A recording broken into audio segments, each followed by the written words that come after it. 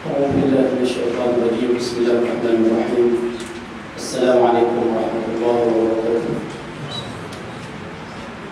Yang akan berkenaan kita hari ini dengan kitab Al-Fatihah.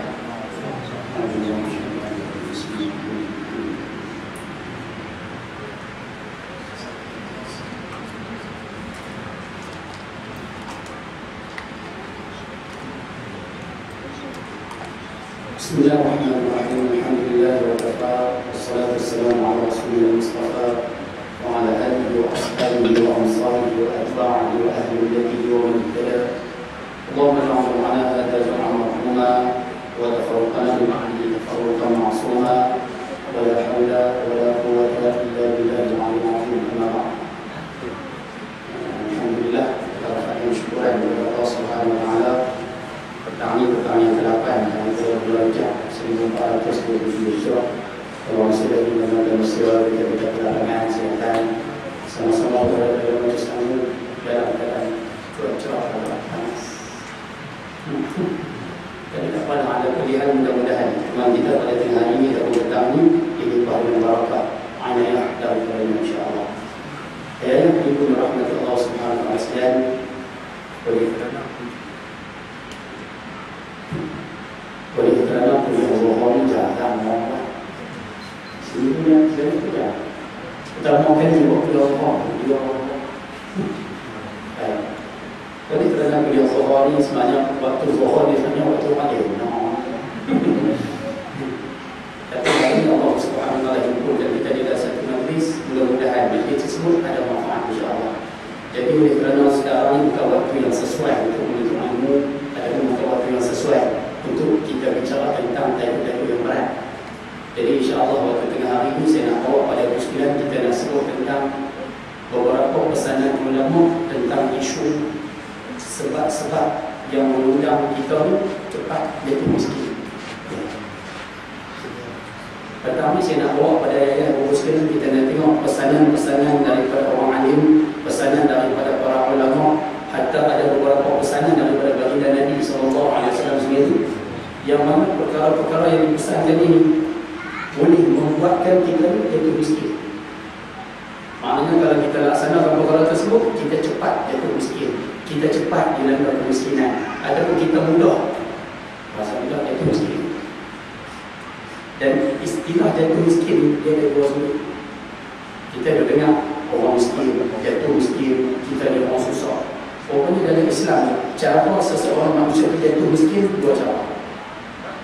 Yang pertama sekali, Allah Subhanahu wa taala sekat rezeki yang nak dikurniakan kepadanya. Itu cara dia. Sehingga orang tersebut dia dapat rezeki, dia dapat pendapatan, tapi cara yang agak susah.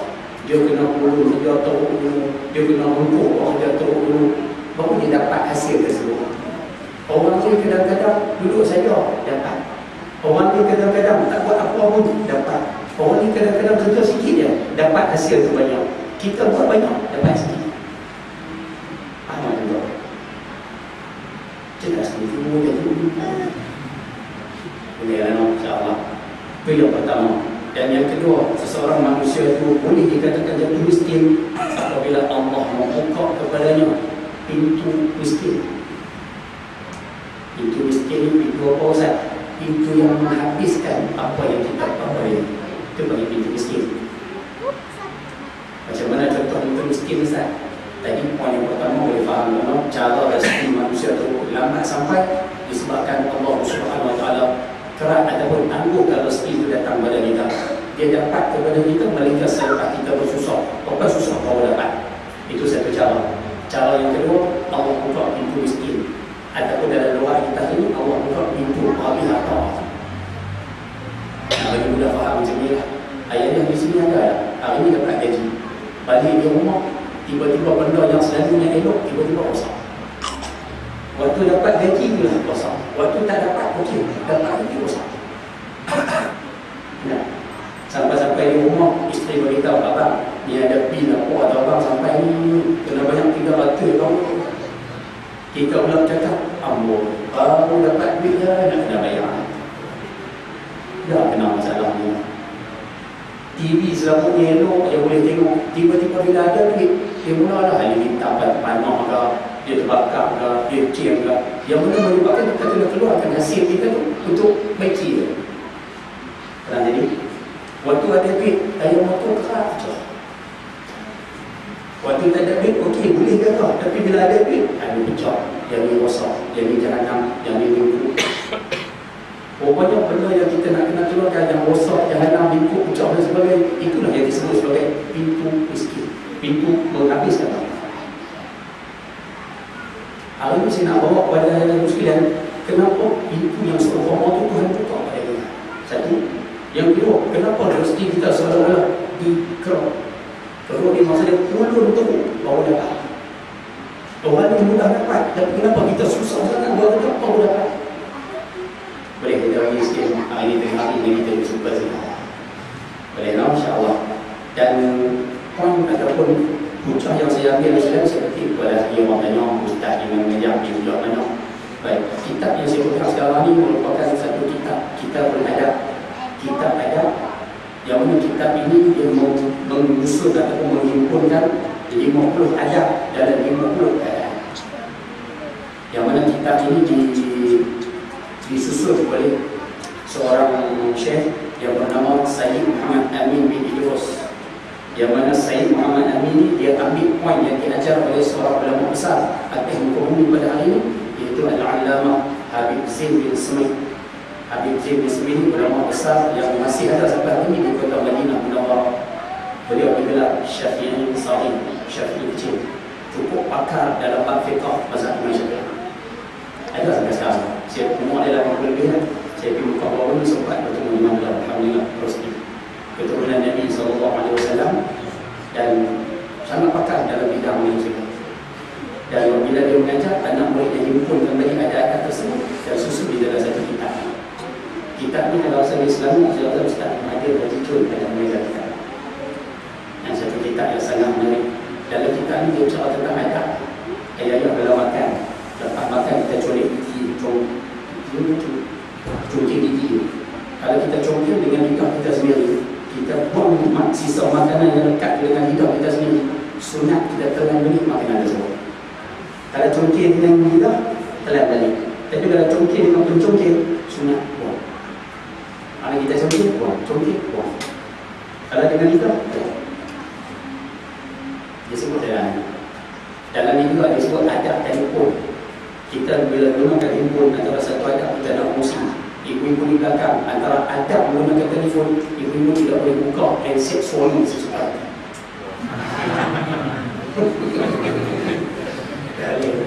Sebab buat handset itu suami punya, ibu tak boleh buka sekarang. Tengah malam dia buka tengok suami itu macam handset kat dalam anak.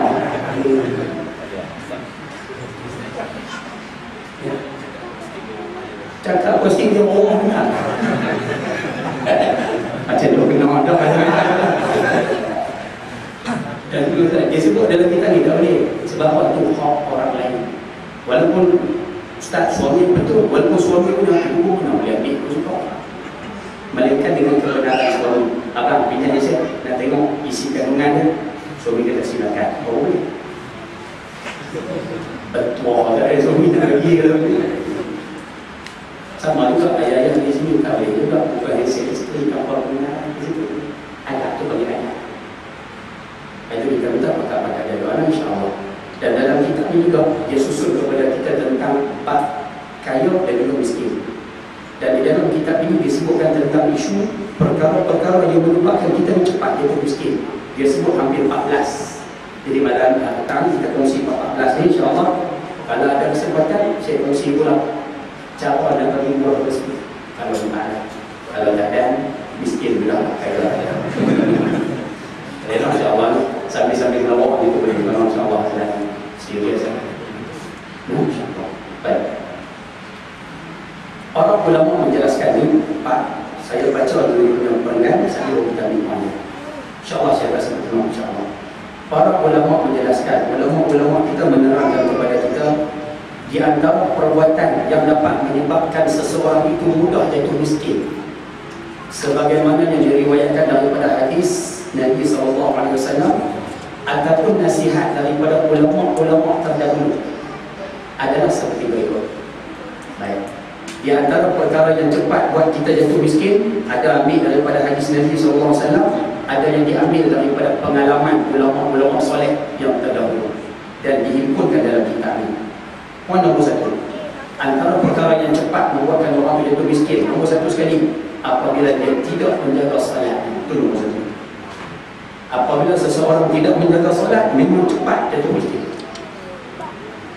Tidak menjaga salat ni macam mana Ustaz? Dia tidak sembahyang langsung, memang hidup susah, confirm hidup susah. Sebab tu ayah-ayah yang mana ada adik kita tak sembahyang juga tengok hidup dia, confirm susah.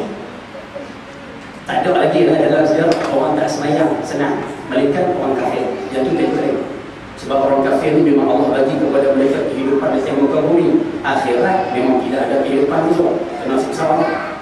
Tapi orang Islam ni atas muka bumi kalau tak sembahyang memang confirm susah. Sebab itu Abdullah bin Mas'ud sebut as-salat miftahu rizqi. Sembahyang ni dia kunci kepada rezeki Allah. Orang yang tak sembahyang langsung memang rezeki dia dikerap. Satu. Yang kedua, orang tu sembahyang tapi tak cukup 5 waktu. Dia sembahyang 3, sembahyang 2, sembahyang 4 saja, 1 tuang. Yang tuang tu yang mana masa? Semua. Ajar pakai tuang. Sinilah orang insyaAllah. Pokoknya orang yang sembahyang tak cukup ni memang rezeki dia tak cukup. Memang kehidupan dia akan jadi susah. Dia sendiri mengundang kemiskinan kembali kepada dia. Sebab itu ayahnya boleh tengok siapa yang ada anak kita bekerja pagi, petang, siang, malam, keluar pagi, balik malam. Kita tengok sembahyang tak cukup. Kita akan tengok bila mari tengah bulan pendapatannya habis. Bila kita tanya buat apa, dia sendiri jawab tak tahu habis ke mana, tapi habis. Kalau keluar ayat seumpama tu, bagi tahu pada dia, apa betul kau solat? Penuhkan balik solat kamu. Solat kamu sangkutlah menyebabkan kemiskinan. Cepat kena Allah. Faham ni? Sebab tu kita minta tajuk solat ni bagi clear. Siapa yang tak sembahyang masuk, sembahyang. Siapa yang sembahyang tak cukup, sembahyang bagi cukup. Dan saya rasa yang mengaji hari ini semua sembahyang cukup. Cuma problem kita satu ya, kita nak minta sembahyang kalau boleh tolong sembahyang dalam keadaan berilmu. Maksudnya nak sembahyang ni tolong pastikan doa kamu sebut mengaji. Sebab masyarakat kita hari ini yang bersolat alhamdulillah, tapi dia bersolat dalam keadaan tidak ada ilmu. Dia solat disebabkan tengok orang buat dia buat, orang baca dia baca. Dan kadang-kadang ilmu tentang solat ni ilmu yang dia belajar waktu dia kecil. Akhirnya dia sembahyang juga, tapi dengan ilmu yang dia belajar masa dia kanak-kanak. Kita sebut baca Fatihah, baca begitu. Saya buat contoh simpel-simpel sudah. Angkat takbir. Dalam Islam, dalam hukum sembahyang ni, yang wajib kita kena jaga waktu angkat takbir ni, yang ni Allahu Akbar, yang ni wajib. Yang ni wajib. Yang ni Ustaz, yang ni sunat. Ni angkat tangan ni sunat hai'ah, sunat lah. Sunat. Yang wajibnya mana? Yang ni Allahu Akbar, yang ni wajib. Orang kita hari ni, dia tak mau belajar tentang isu ni. Akhirnya dia sembahyang. Dia sembahyang cara dia. Dia mari masuk-masuk, dia matang. Nampak macam alim, tapi batal. Apa sebab? Sebab rukun perbacaan dalam sembahyang ni kalau benda yang perlu dibaca, dia wajib baca bagi dengar diterima.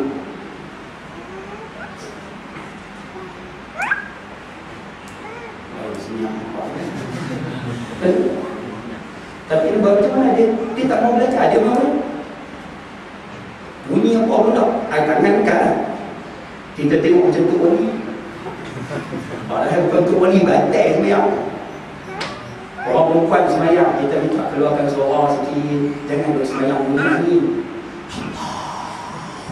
Ni sebab ni orang dia baca Fatihah, bismillah, bunyi amin ni adalah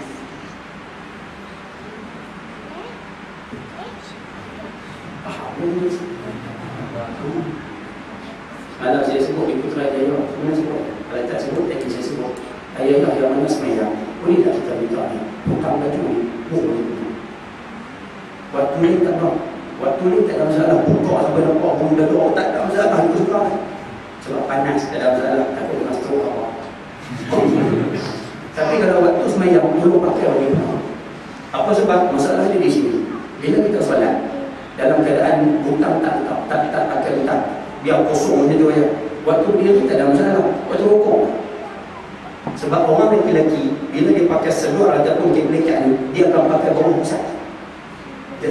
Jaranglah kita jumpa orang pakai kebelekat ni, gulungan dia tu atas pusat. Jarang. Kalau pakai pun memang tak cari dia, nampak pun tak cari dia.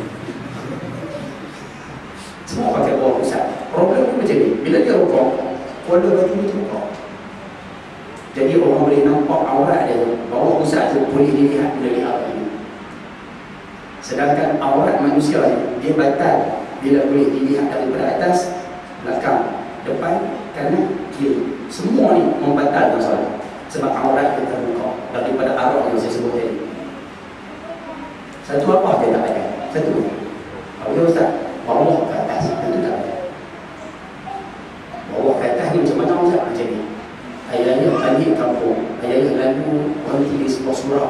Surau tu tingkat atas. Lantai pun lantai kain. Kita pun lalu nak pergi ke toilet tu sambil lalu tu, sambil tengok ke atas. Kita tengok ada rumah semayang belah atas, pakai kebelekat. Sepeda tak pakai. Kita lalu tengok tu, jadi aurat dia terlihat daripada bawah ke atas. Kita nampak aurat daripada bawah ke atas ini tidak membatalkan solat dia. Solat dia tak batal. Walaupun kita kata tu nampak aurat, tak batal sebab dilihat daripada bawah. Tapi kalau rokok nampak daripada arah tepi itu batal.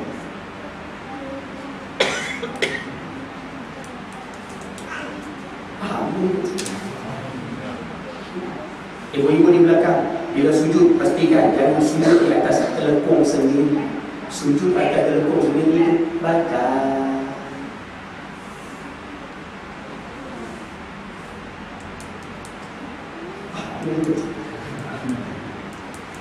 Rupanya orang yang semayang dalam keadaan perkara asas umpamanya pun dia tak jaga, cepat bagi dia mengundang kemiskinan. Dia cepat dia miskin.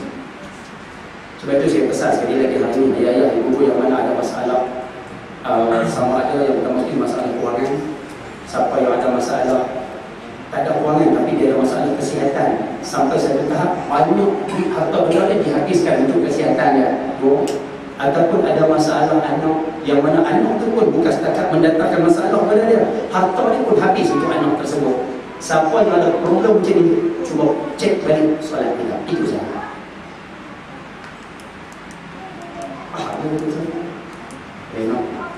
Cek semayang dia dulu. Yang ni boleh kata cek semayang dulu. Tak payah fikir macam mana lah orang pilih sebut awat lah, duit pun dulu tak ada sedia. Awat lah dulu, kira awat tu cek solat. InsyaAllah salah sesat. Understand? Oh sebenarnya awak satu ada 3 bulan kan yang bawa waris ya. Yang kedua, perkara yang cepat mengundang kemiskinan, terburu-buru keluar daripada masjid setelah solat subuh.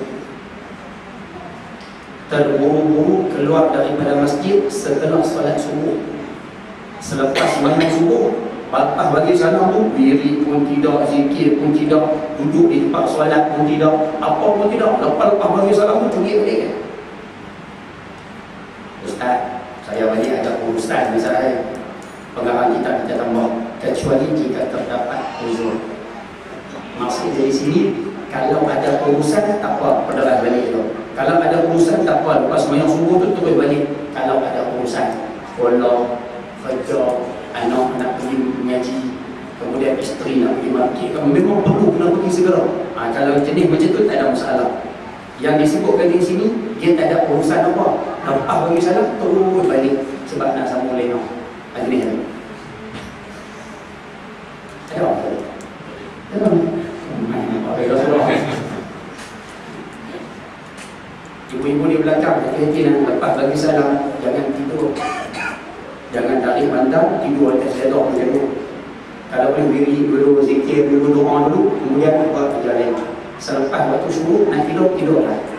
Pukul 7 lebih tu nak tidur, tidurlah. Lepas subuh jangan tidur. Boleh kan? InsyaAllah no? Doa selesai. Yang ketiga, boleh kita cerita ni? Ya. Yang bawah-bawah ni pendek-pendek je, yang utama ada yang banyak. Yang ketiga, sebab kita ditimpa kemiskinan, tidak membersihkan sawah lawah-lawah yang terdapat dalam rumah. Sawah-sawah.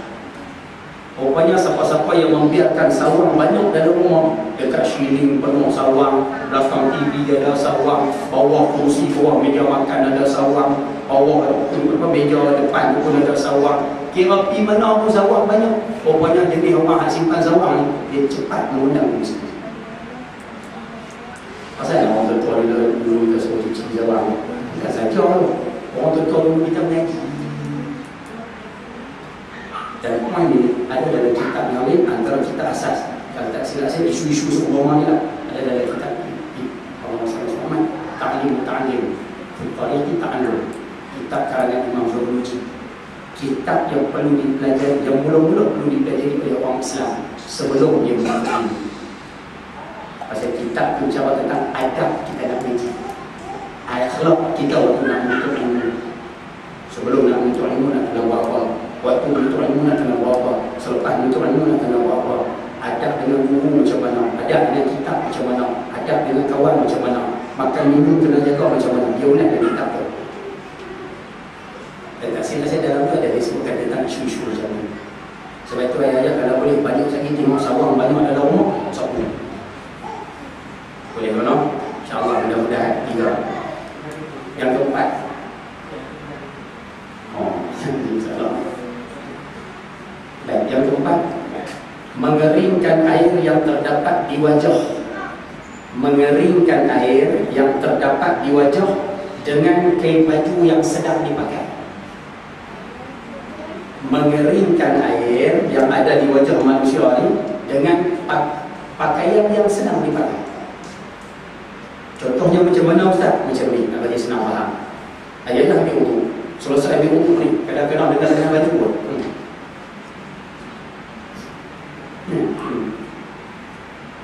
Ayah buat kerja, peluk tu. Saya mungkin berdua. Daripada mengelak, mengeringkan air yang ada di wajah dengan pakaian sendiri. Ibu-ibu dapat beritahu kata suami kahwin lain. Contoh. Ibu perlu ambil ujung ni, ambil tu. Contoh. Ataupun ayah-ayah yang ada di sini yang suka keluar ingus, ibu pun yang suka keluar ni air. Ingus tak ada, tapi bila kita tak sihat, kalau kita ada keluar air meleleh macam tu, kami semayang.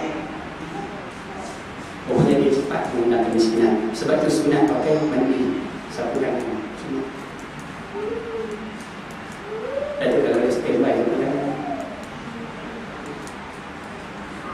tak boleh tu Ustaz, sapu air wuduk yang ada di muka tu, menyapu air wuduk yang ada di muka tu. Lepas dia wuduk, pokoknya makruh. Sebab tu kalau boleh tak payah sapu. Melainkan kalau waktu kritikal, contoh macam mana, musim sejuk sangat, kalau rupiah air di muka, Allah sejuk sangat, masa tu sunatlah ambil kain yang lain lah. Jangan pakai kain baju kita sendiri, jangan. Saya ada seorang budak baunya, tapi nanti kalau boleh, tapi di sini sudah jangan cerita di luar. Kalau cerita di luar nanti sampai kat dia, saya ni. Dia tak nak saya, dia kata Ustaz, saya ni dia suka masuk di air, masuk ke toilet tu. Saya ni uduk dalam toilet, okey. Masa nak pergi uduk tu, saya buang mandi, seluar sepeda semua saya buang Ustaz. Okey, cantik kan? Lepas dia kata nak buang air kecil, tak apa. Dia kata selepas saya buang air kecil, saya pergi uduk. Okey, lepas habis pergi uduk semua, saya nak pakai sedok balik, air nak di muka ni penuh. Habis itu orang bawa, dia kata saya suka ambil spender besar-besar muka dia. Dia kata angkat ambil spender besar di muka pun lah, bagi dia kering. Kemudian baru saya pakai spender, saya pakai seluar. Boleh tak boleh tak? Pasal kita cabar tadi dulu, kita kata tak boleh. Sebab spender pun pakai. Ke sini pun ada buat apa-apa. Ada. Boleh tak? Kita Ustaz, benda ni biasa je Ustaz. Kadang-kadang kita tak pasal je. Saya pasal. Ada satu hadis, hari ni ada kursi. Saya sebelah ni pegang hari ni. Pasal ayah-ayah ibu yang di sini, siapa yang ada problem macam ni, insyaAllah kita cuba ambil. Baginda bersabda, baginda mengatakan, Allah berfirman, Allah mengatakan, ya benar Adam, ayat Adam, tafarruq li ibadati. Kamu tolong buat apa yang Tuhan suruh, kamu tolong tinggalkan apa yang Tuhan larang. Apa Tuhan suruh buat, apa Tuhan larang tinggal. Ayatlah di sini, pokok halal ke haram? Contoh halal ke haram? Macam aku ni pokok ni, contoh saya tahu orang taman ni, orang surau ni semua kisah pokok, buat contoh aja dulu. Pokok haram Ustaz, saya beritahu Ustaz pokok haram. Kalau pokok tu haram, benda haram ni kena tinggal.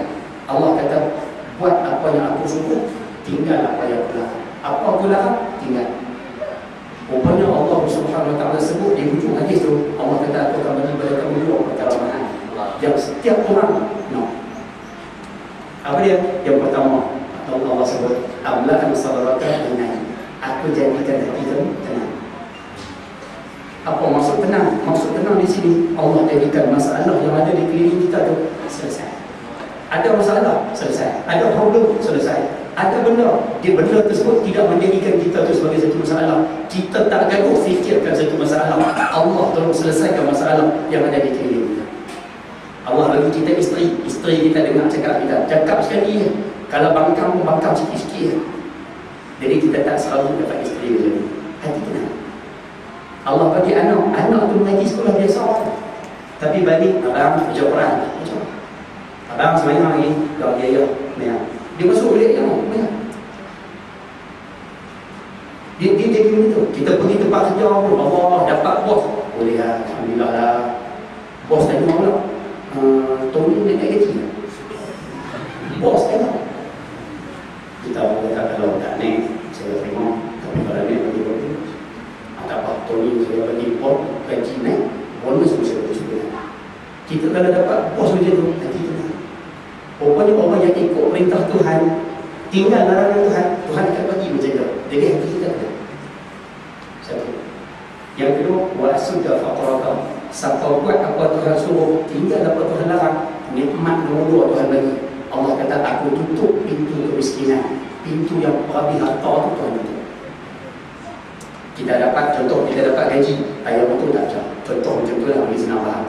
Kita dapat satu-satu pendapatan, tak perlu bayar bil apa-apa. Kita dapat satu-satu jumlah duit, kita tak perlu nak keluarkan untuk satu-satu urusan. Jadi duit itu ada dengan kita. Sebab tu kadang-kadang kita tengok orang gaji RM5,000 tak cukup, tapi orang gaji RM1,500 cukup tu. Dia gaji RM1,500 nak cukup, sama anak tiga cuma cukup sebulan RM1,000 semua. Kita ni RM5,000 kena masuk bank, tak cukup. Sebab Tuhan buka pintu babi.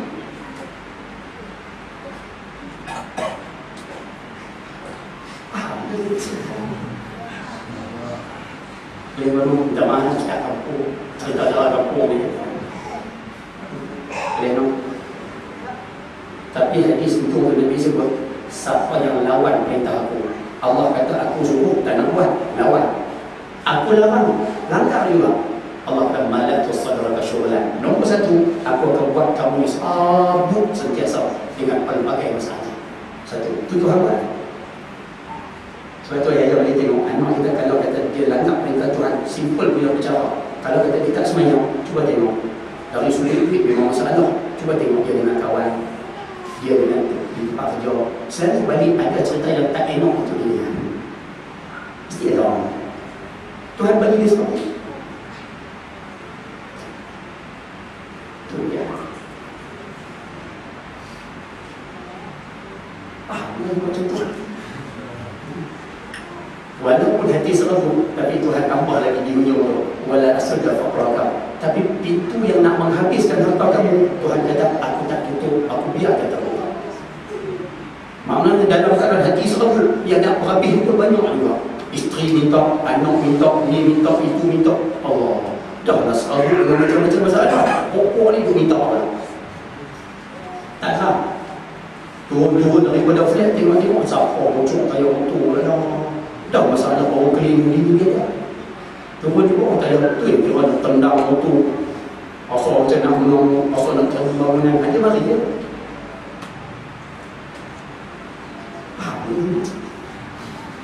boleh faham tu contoh-contoh macam tu, insyaAllah. Sebab tu kita minta buat apa suruh tinggal apa terang.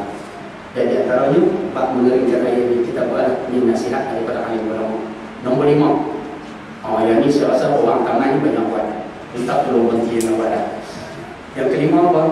Makan dan minum dalam keadaan berjumpa. Pokoknya benda yang cepat bagi kita jatuh miskin, siapa-siapa yang suka makan dan minum dalam keadaan hadas besar.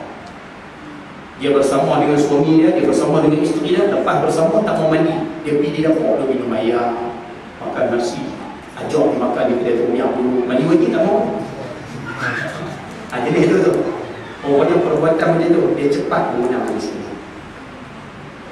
Lalu lagi lagi bicara dengan malam betul buat. Ini adalah buat roti ni nampak. Baik, nombor 6. Kita nak pergi buku 2, 5 boleh tahu. Saya setuju betul. Saya dah 2, insya-Allah. Nombor 6, yang itu ibu-ibu di belakang. Kalau boleh lah, jadi kena buat sikit buat. Isteri tak mau, kena buat sikit. Di antara perkara yang cepat mengundang kemiskinan, nombor 6, apabila seorang isteri suka memarahi suami, ataupun dalam bahasa kita ni, seorang wanita suka berleter kepada suami. Pokoknya berleter banyak ni mengundang kemiskinan dalam rumah.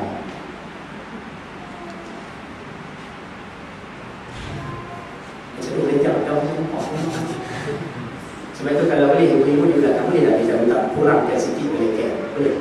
Berleter sikit-sikit lah. Ya? Pada anak tak apa? Pada suami. Ya, dia boleh. Dekat anak tak apa? Guru boleh tak 3 jam, tak apa, tak ada masalah. Tapi pada suami, tu yang tadi semalam saya sebut di surah Al-Amin Putrajaya. Ada seorang makcik main tanya saya, Ustaz, saya ni Ustaz dapat suami yang suka beletiak saya. Waktu saya beletiak tu beletiak. Ya. Waktu saya beletiak pada suami Ustaz, suami saya sepatah tak jawab, dia sengak. Okay. Saya kata apa boleh sengak, dia Ustaz dia tak jawab pun. Baik. Makcik ni kata apa? Dia kata Ustaz, makcik nak jadi orang Ustaz. Makcik boleh tiap pada suami dosa. Dosa. Saya jawab pada makcik, kalau makcik boleh tiap pada suami makcik tu dengar letiran makcik, suami makcik muka tak duduk kata marah, dia tak marah langsung, kemudian hati dia pun tak marah. Dalam hati dia sebut, tak apalah, bini aku sedang menyanyi, aku dengar. Maknanya dia tak rasa apa tentang letiran isteri. Saya kata kalau suami makcik macam tu, makcik selamat. Maksudnya tidak berdosa. Ada yang tak saya kata. Tapi kalau makcik tu boleh tiap pompa, suami tu marah tidak, tapi hati dia marah. Hati dia tuan cakap banyak dia. Aku dah ada letih banyak tu ada review pasal apa dia. Kalau suami tu marah dalam hati dia tu, dia pun dosa.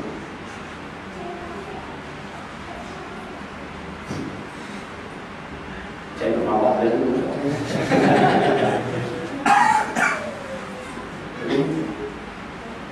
Baik, kita minta dulu kurang-kurang dalam dia. Saya tak boleh jadi apa sih? Tak cerita tu. Saya terus saya pernah sembang dengan seorang ustaz dia nikah. Dia bagi satu formula yang simple tu sila. Hari ini kita pakai ambil lah. Sebab hari ini dalam Malaysia, negara kita Malaysia hari ini dalam sejam akan ada 4 pasangan bercerai sejam. Dan negeri yang paling banyak perceraian dalam Malaysia hari ini Pulau Pinang. Negeri Pelita ni, negeri kecil tapi kadar perceraian cukup tinggi. Saya sembang dengan seorang ustaz nikah 3. Dia bagi kat saya formula senang. Dia kata, Ustaz, kalau nak pergi rumah tangga, kawan dah berusia, dah cukup berusia. Dia kata kat saya, kalau Ustaz, kita nak kekalkan kepada rumah tangga ni, senang je Ustaz. Orang lelaki-lelaki jaga rumah. Orang perempuan satu. InsyaAllah dia kata rumah tangga bahagia, tak payah cerai insyaAllah. Apa dia? Dia kata orang lelaki-lelaki yang pertama sekali, apa isteri kata, senyap je. Itu nombor satu. Isteri kata apa pun, senyap je. Jangan jawab. Isteri kata apa ni malas. Okey, sudah. Apa ni apa ni teruk. Okey. Apa ni tidur banyak. Okey, sudah. Dia kata jangan jawab. Satu. Yang kedua dia kata orang lelaki-lelaki tolong buang jauh perkataan cerai daripada mulut. Jangan sebut langsung perkataan cerai. Tem marah ke, tem geram ke apa ke. Marah macam mana kat isteri pun jangan sebut langsung perkataan. Ayat-ayat kita tahu jangan. Perkataan itu jangan sebut. InsyaAllah dia kata rumah anda boleh kata. Jadi kalau geram macam mana jangan sebut langsung perkataan tersebut. Boleh no? Dua. Orang perempuan satu. Ibu-ibu di belakang satu. Apa suami suruh? Apa yang suami suruh? Buat. Tak payah lawan, buat je. Suami kata apa? Kamu keluar pergi beli ikan apa semua tu pakai stokin. Abang tu mengaji ni kaki tu orang tak pakai stokin. Ibu jangan bakar dia orang. Baik bang. Sudah. Bisa. Oh, kamu ni nak makan penuh janganlah pakai sakan. Kau usang tu sebiji sudahlah. Sampai tujuh. Satu dua rantai pohon ni satu tepi dah pakai satu dua dalam. Sebab kita kata benda yang ibu buat. Suami kata apa? Abang ni kalau boleh hari-hari buat bulan. Hari-hari masak bulan buah bendi dengan apa nama ikan temu, ikan kembung. Dua tu je. Abang tak nak buah apa tu matu ke, buah timun ke. Ibu bila suami suruh, ibu buatlah hari-hari ikan kembung dengan bendi cukup. Tak payah dia jawab kat suami hari-hari makan gulai apa bau dia macam buat je. Baik faham tak? Suami buat balik orang dia kata saiz.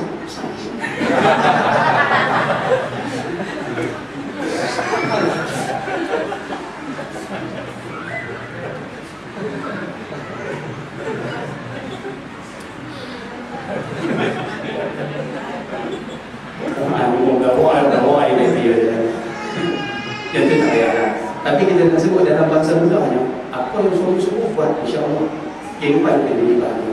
Dia bagi kat dia formula tu, saya jauh sini.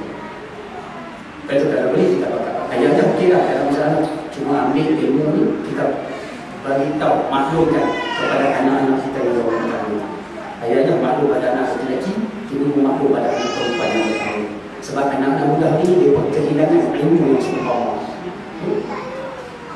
Boleh faham no? InsyaAllah no? Ambil sikit. Jadi related pada suami mengundang kemiskinan. Jangan related lagi. Nombor 6, suka bertelanjang tanpa menutup aurat.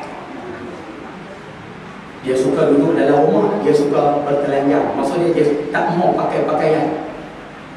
Waktu mandi tak ada masalah. Waktu mandi kalau dia tak pakai pakaian, tak pakai kain basah, lama-lama mandi wajib, tak apa, tak pakai kain basah. Tapi bila ambil wudu, kena pakai pakaian. Ambil wudu, perlu berpakaian. Sunat menutup aurat bila berwudu.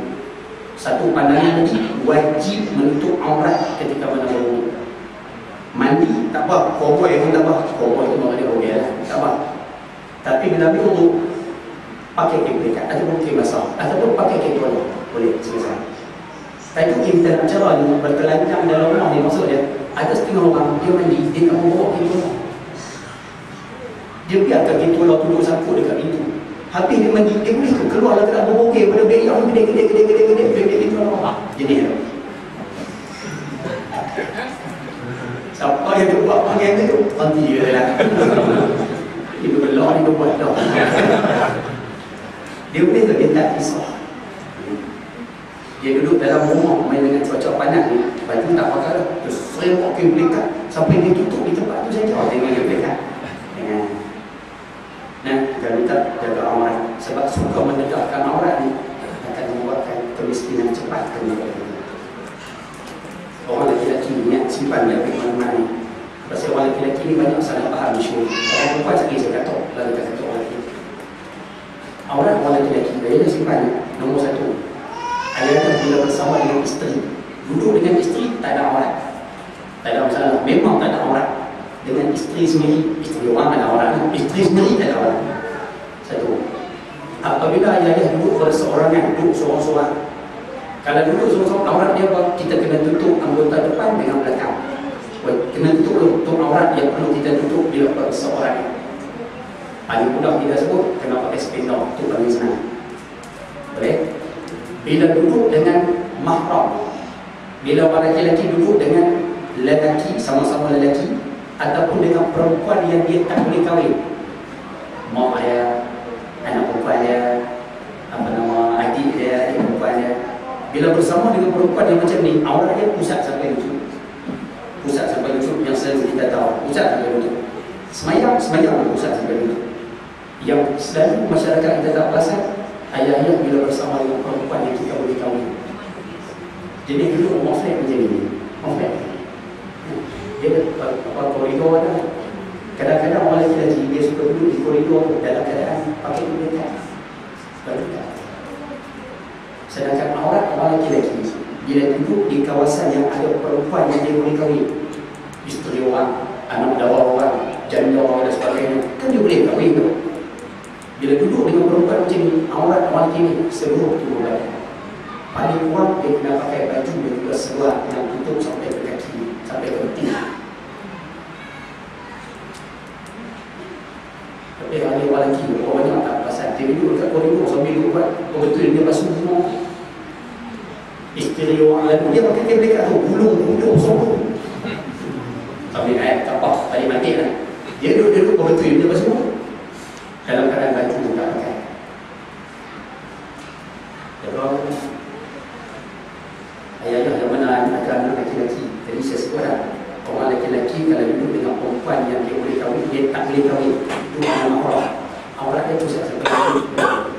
Sebab itu kalau anak-anak kita dalam rumah pakai seluar pendek, duduk lagi. Anak kita duduk dalam rumah pakai seluar pendek, duduk lagi. Sebab orang lelaki dia mesti tutup pusat sampai lutut. Dia duduk dengan rumah dia kena tutup pusat sampai lutut.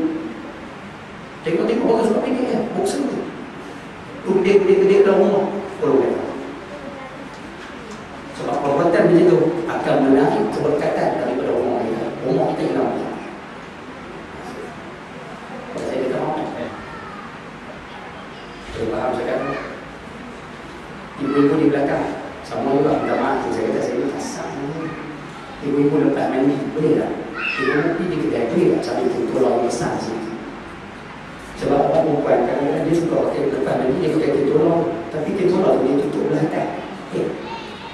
Problem dia, orang itu tidak. Kalau suami dia tengok, tak apa, suami tak ada masalah sebab tak ada orang. Tapi anak dia tengok, mau jalan daripada bilik yang nak pergi ke bilik gede jalan. Anak tengok, nampak orang tak orang. Patutnya orang perempuan nak kena buat macam mana? Patutnya dia kena buat turun macam tu orang tutup dekat pusat sampai itu. Sebab aurat orang perempuan bila bersama dengan mahram, duduk dengan anak dia apa semua, aurat dia pusat sampai itu. Dia betul kena tutup pusat sampai itu. Tapi jangan buat tutup pusat sampai itu. Buat sekali. Tutup macam biasa, tapi pastikan apa kendurang dan guru dia pesan dulu sampai pada anak kecil, ada anak kecil-kecil jangan tunjuk aurat pada mereka. Sebab bila daripada kecil tunjuk aurat pada mereka, mereka besar nanti mereka payah untuk itu. Setahun, 2 tahun, 3 tahun mau pakai tentola nampak jalan depan anak tu tak bawa apa-apa sebab dia masih kecil. Tapi kesan dia bila dia berdewasa nanti dia payah untuk sebab daripada kecil ditunjukkan aurat kepada itu kesan. Jadi tolong pakai-pakai dia insya-Allah. Ada soalan nak tanya? Ya silakan.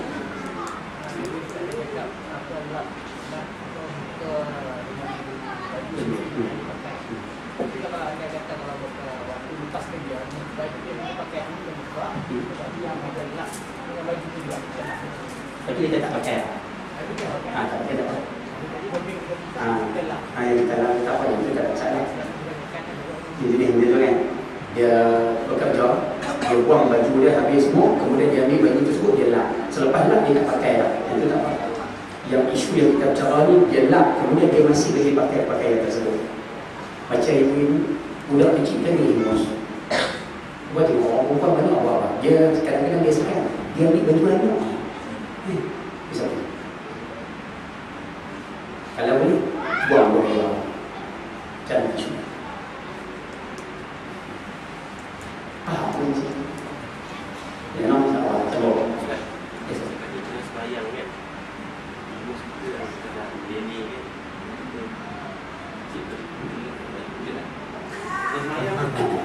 Baik, kita waktu tengah sembahyang Ustaz, hingus tu meletih Ustaz, tapi hingus jenis ceroi, jenis cair. Boleh tak Ustaz? Kita buat dia tu, kita cari dekat bagi. Sama kan? Habis kan bawa tu sunat pakai sapu tangan.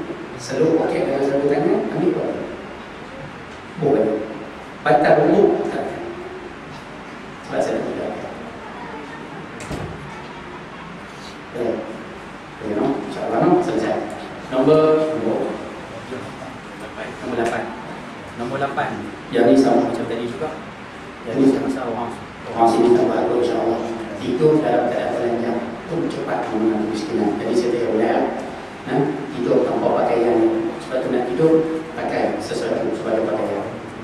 Nombor 9, melakukan perbuatan maksiat. Siapa-siapa yang suka buat maksiat memang cepat jatuh miskin.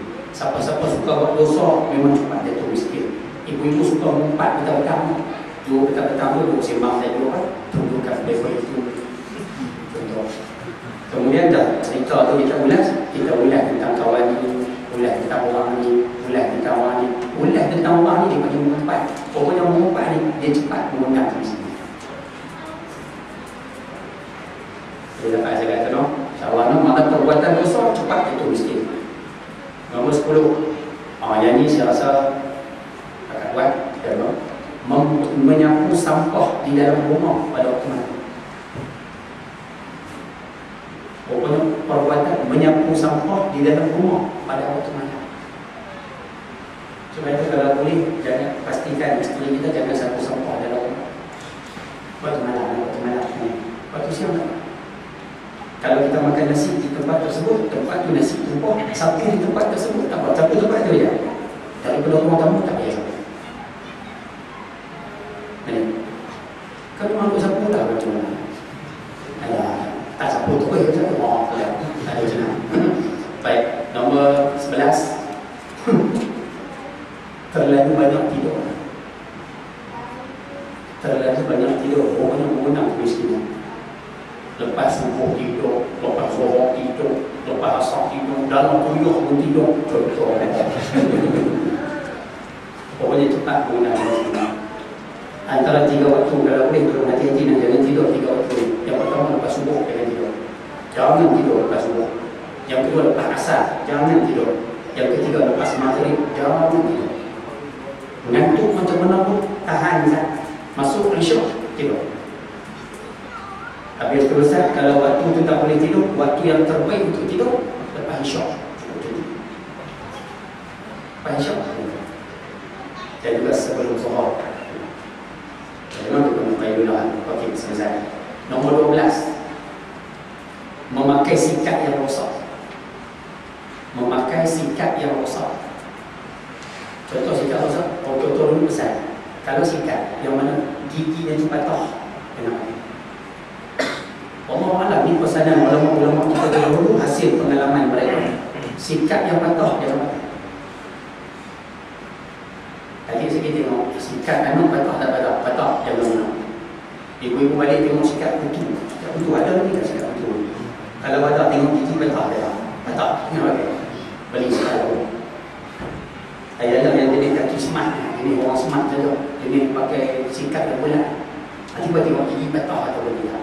Kalau patah beli lagi bersama sikat beli. Sebab apa ni kena sikat. Ada sahabat masuk ke masjid Nabawi. Hadis apa yang lalu mulia. Laki-laki itu masuk dalam masjid. Nabi SAW tengok rambut dia tak sikat. Rambut Allah.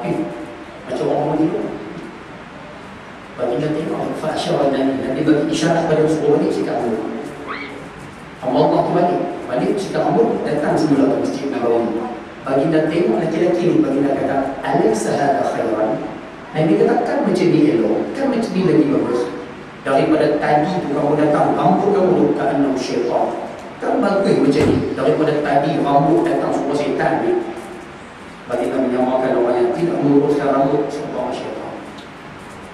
Tak meluruskan dan tak meluruskan penampilan. Sebab itu kalau boleh, rambut kena uruskan. Ayah-ayah yang mana ada anak di sekolah, rambut dia buat macam hero Korea, hero teruk cikgu. Dia sikap rambut dia buat macam tu, bukan. Sini tak ada, dia balik kata. Dia boleh sikap-sikap rambut, dia pergi jatuh banyak. Ataupun dia nak tiru hero Korea, dia bangun pagi, pergi sekolah, rambut tak nak sikat, dia pergi nampak kering. Kalau boleh terus kata, Islam ada ajaran tersendiri. Islam ada cara meluruskan rambut sendiri. Dengan minyaknya, dengan suruh sikatnya, dengan suruh sikat kanan dan sebagainya. Ada adab dalam Islam. Panjang rambut macam mana, rambut Nabi macam mana, walaj, waw, ofrah. Lam, lima. Bukan lima. Yang ketiga cuma. Rambut setengah telinga ada, ujung cuping ada, rambut yang bersentuh dengan bahu pun ada. Dipanggil Jummah. Gemar Jummah. Jadi cara uruskan rambut ada di ajaran dalam Islam. Antaranya isu sikat rambut, pastikan dengan bagian dalam batang 13, 12 saja. Yang ke-13 ada pintu lagi. Pintu. Saya nak kena bangun berlakon sikit. Sebab poin nombor 13 ni dia sebut orang yang cepat ditipu kemiskinan, orang yang suka duduk di pintu rumah. Suka duduk di pintu rumah. Duduk di pintu rumah ni macam mana? Kalau orang duduk, dia tidak suka cari pintu. Kan anak dia cari pintu, dia mau duduk di bawah, atas tangga, mau duduk di bawah, anak duduk betul-betul pintu dulu, dia cari pintu rumah. Jenis tu. Orang yang perbuatan tersebut cepat guna kemiskinan. Orang hari ni tak ada dah cari pintu macam ni. Tapi problem orang hari ni dia macam ni. Bila orang datang rumah dia, boleh dengar suara anak. Bila datang rumah dia, bayangkan ni pintu. Dia boleh tu, dia bersembang dengan orang di muka pintu tu, dia sendak bayang bunyi tu. Dia nak. Nampak ni? Dia suka duduk di pintu ni. Patutnya bila orang datang, sama ada kamu duduk di luar bersama dengan orang ataupun kamu masuk, ajak tetamu masuk dalam. Patutnya macam tu. Ni tak, dia duduk kat pintu tu. Dia nak. Dia bersembang dengan orang dekat pintu. Ada? Ada. Jadi bagusnya orang tak ada.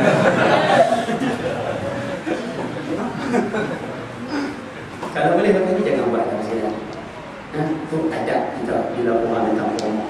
Sama ada kita duduk di luar, kalau kita di bawah ni ada dua buayan dan sebagainya, ajak duduk di buayan ataupun panggil masuk dalam rumah. Jangan bersembang di situ. Jadi tuan-tuan, insya-Allah 13. Adab masuk rumah. Duduk di situ ni. Kalau boleh kan. Habib Zaid, saya pergi jumpa beliau ada sebut satu kalam ni dia kata malam dia tak adab, siapa-siapa yang tidak tahu adab, tidak beradab, tak reti adab, dia kata fahuwa tumpul. Dia kata orang macam ni adalah beruang, dia bukan manusia, dia beruang. Orang tak reti adab ni beruang. Antara satu adab yang mana kita nak musimkan adab orang berumah, Nabi pesan minas sunnati, daripada cara hidup aku, kata Nabi, seseorang itu mengikut tetamunya sampai ke pintu rumah. Itu ada. Bahasa mudah dia macam ni. Bila orang datang ke rumah kita, orang tu sembang, roha sembang. Selesai sembang, tetamu tu nak balik. Adab kita sebagai tuan rumah, kita kena ikut tetamu tu sampai ke pintu. Itu adab. Boleh faham cakap tu sana? Ikut sampai ke pintu. Maknanya tetamu tu turun pakai kasut, kita duduk berdiri, jangan sandar, diri depan pintu. Tetamu tu jalan, terima kasih no, nanti jemputlah datang ke rumah saya, kita punya baik-baik, Assalamualaikum, selamat jalan. Biarkan dia berjalan. Bila dia hilang dari pandangan mata kita, baru kita tutup pintu. Itu adab. Itu adab. Orang hari ni, kita maaf kasar bahasa, di taman ni okey, tapi belum macam banyak dia tak reti adab.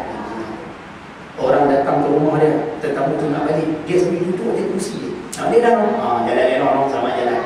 Dia sebagai tuan rumah duduk atas kursi dia, punya tak reti adab. Sini tak ada, sebenarnya tak ada. Dia boleh duduk atas kursi dia. Dia dah nama. Ataupun kadang-kadang dia bangun, tapi dia tak ikut tetamu tu sampai ke pintu. Ada setengah dia ikut sampai pintu, baguslah. Tetamu tu baru turun pakai kasut, dia sebagai tuan rumah terus tutup pintu yang itu.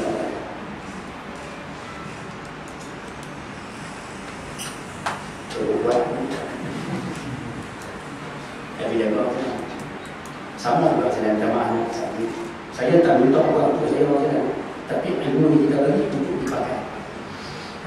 Siapa-siapa yang jadi pegawai masjid, pegawai surau, siapa yang kondak kuliah di pejabat, di kilang, di sekolah, di mana-mana tempat, dia yang kondak, dia yang bagi ustaz. Saya bukan minta untuk saya, tapi kita bagi ilmu yang orang pakai. Bila kita jemput orang, kita betul. Sebab itu bila contoh, pasal saya tengok tu yang mengajar kita anak muda. Sebab itu bila nak bagi, kalau boleh pastikan pegawai surau atau masjid, biar ada seorang ikut ustaz sampai kat kita.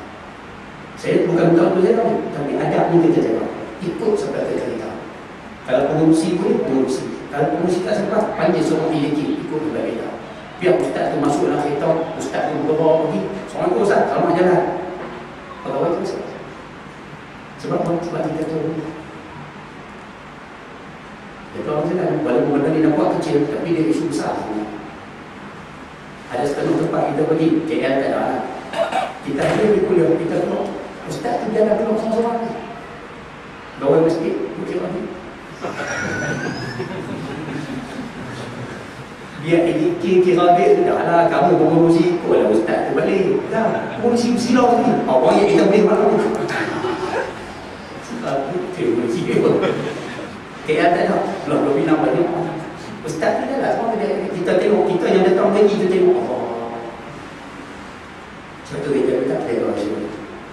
Dan insyaAllah, yang terakhir belas, kira-kira semua boleh soal. Yang terakhir, 14, membiarkan pinggan mangkuk dalam keadaan kotor pada waktu malam. Yang ni pun memang miskin. Maksudnya macam mana Ustaz? Membiarkan pinggan mangkuk dalam keadaan kotor pada waktu malam. Bahasa kampung macam ni. Ibu-ibu duk biar pinggan mangkuk banyak dalam sinki waktu malam. Makan, habis makan, duduk dalam sinki, tak basuh. Atas alasan, esok tak basuh. Jadi dulu. Pokoknya dia cepat menggunakan kemiskinan. Sebab itu kalau boleh lepas ni ayah-ayah malam-malam nak tidur, pergi ke dapur tengok dulu. Dalam sinki tu penuh lah pinggan. Kalau pinggan banyak apa semua, ayah panggil pak. Basuh pinggan bagi habis dulu. Oh ni, tengok ini. Suruh isteri basuh. Kalau isteri kata apa, saya nak tengok sama lain dong. Kalau isteri nak tengok cerita, ayah tolong basuh. Boleh. Ya. Kalau kita tak boleh basuh, kalau tak boleh basuh, kau ini suruh ini baru basuh. Boleh. Dan isteri tak banyak orang. Boleh, memang insyaAllah ada nombor ada. Cuma kita minta kalau boleh basuh pinggan yang kotor tersebut. Jadi ini 14 perkara yang cepat menggunakan kemiskinan. Kita minta perkara jaga insyaAllah. Jadi ayat itu Rasulullah Allah SWT cukup.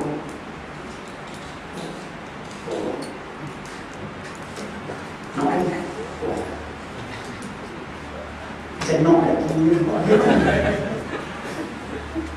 Tapi itu yang kaya tadi macam mana Ustaz? Yang kaya pun nak. Saya bagi 5 tanpa belasan sebut juga. Nombor 1 bersedekah. Cepat dia. Nombor 2 solat duha.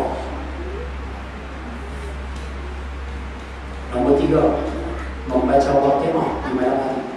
Itu semua buah-buah kaya ke kau, buah-buah rezeki ke kau, membaca surah Waqiah malam hari 63 ayat. Nombor 4 hadir ke masjid sebelum azan. Sebelum orang azan, kita dah sampai di surau, sampai di masjid. Pokoknya buah masjid. Tak percaya? Tak. Nombor 5, selalu dalam keadaan berwudu, sentiasa dalam berwudu. Buah masjid. Wudu batal, wudu batal, buah masjid. Sebab bila banyak orang nak tahu, menulis dengan tulisan yang bagus. Murah pasti. Maksudnya kita tulis bagi elok, pasti murah. Nombor 7, murah senyuman. Pasti murah.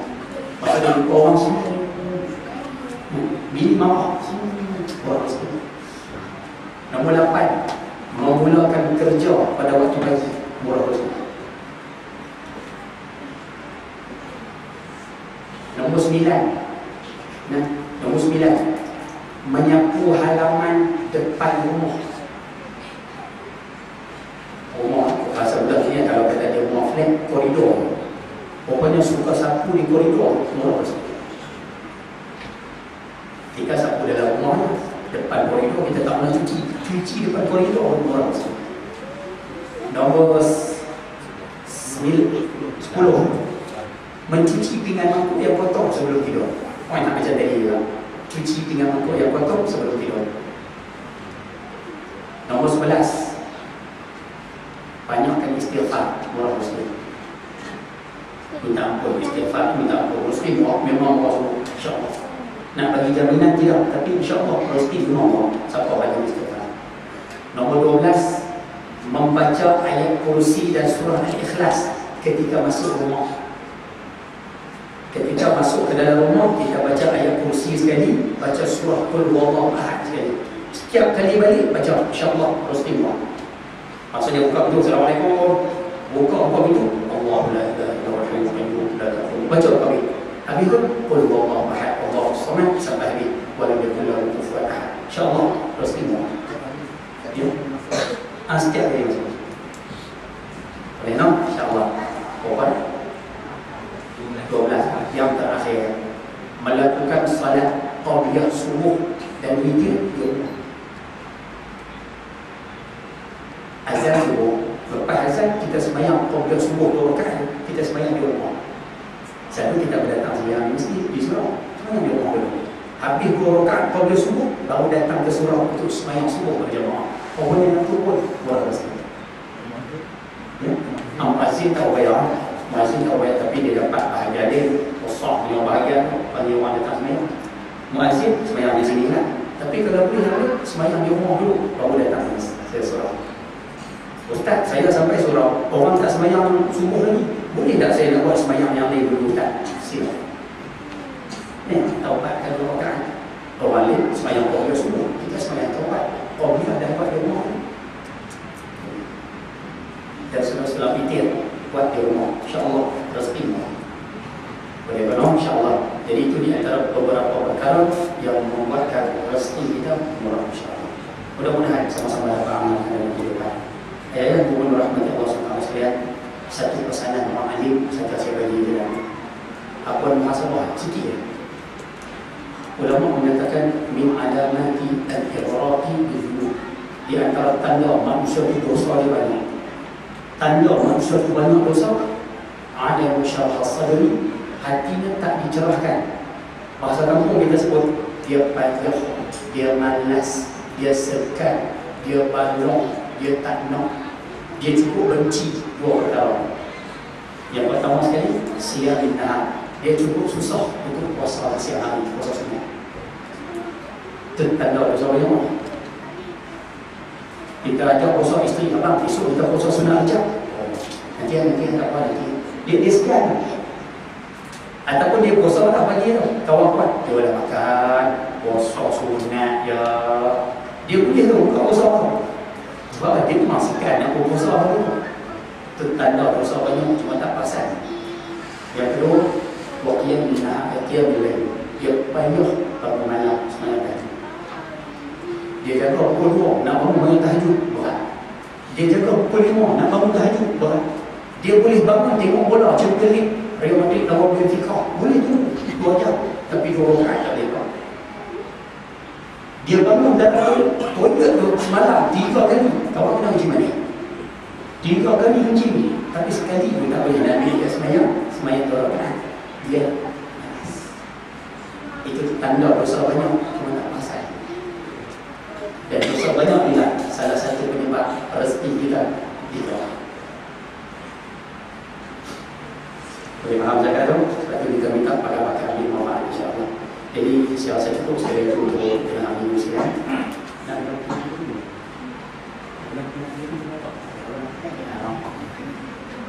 Jadi saya rasa cukup sekali itu.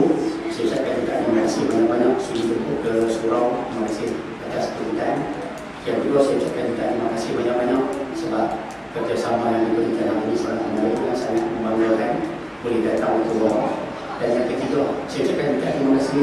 Terima kasih sangat-sangat sebab sepanjang saya bercakap maka secara lebih seorang tak boleh. Terima kasih kerana waktu cukup perdana tapi tak boleh. Terima kasih ada kerjasama tersebut. Saya cukup berasa. Terima kasih. Jadi cukup sekali itu. Sekian bila taufiq wal hidayah. Assalamualaikum warahmatullahi wabarakatuh. Bismillahirrahmanirrahim. Alhamdulillahirabbil alamin. Wassalamu ala asyrafil mursalin wa ala alihi wa sahbihi ajma'in. Allahumma salli ala Muhammadin wa hifdhal mursalin wa ilhamul malaikati. اللهم اغفر لنا ذنوبنا ولوالدينا وارحمنا ربنا صغارا ولجميع المسلمين والمسلمات والمؤمنين والمؤمنات برحمتك يا ارحم الراحمين.